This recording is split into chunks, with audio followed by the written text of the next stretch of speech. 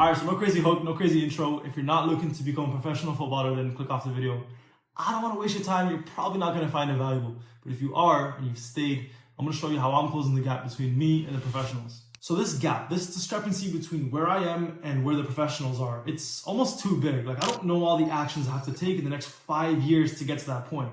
But what I do know is I can break this thing down into a bunch of different micro steps that represent different aspects of my performance. So one step would be my first touch, one step would be my stamina, one step would be my weak foot, my long passing, and all that other stuff. So I can be able to tackle each one of them individually. Now, how do we tackle each one of them individually? Because having this information, that's not why I clicked on this video. You want to know how you can close the gap as well. So a formula that I have is volume times leverage times time equals outcome. Now you're like, yo, what is this freaking math? Bro, I'm here for a football video. Check it out. So outcome is each of the micro steps, right? So for example, for me, it's my stamina, right? So outcome equals stamina. Now volume is repetitions. It's the amount of times you do something. Now, whether it's passing, whether it's actual reps in the gym, whether it's time that you spend running to improve stamina. Now leverage is the difference between what you put in and what you get out. What the heck does that even mean? Check it out. So my goal, my outcome of improving my stamina, right? And my volume of, let's say, 30 minutes a day.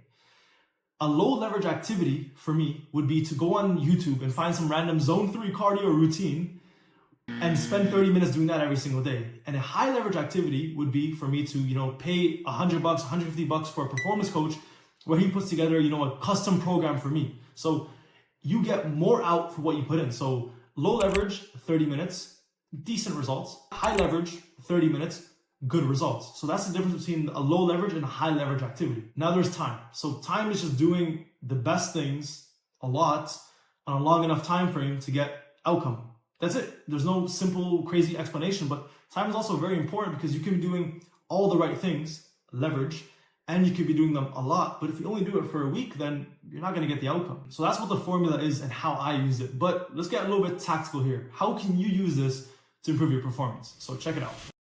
So first we got outcome. As I said, outcome is just a micro step. So for you, it's the biggest constraint in your game, the biggest weakness in your game, the biggest problem in your game, whatever that thing is for you, that is outcome. Now we got leverage. Leverage is what is the best activity I can do to get outcome. Now the thing is, we're humans. We don't know the best workout program or the best this or the best that. So what me and you have to do is we have to do our research. We got to go online and find different things on YouTube and speak to coaches and speak to teammates.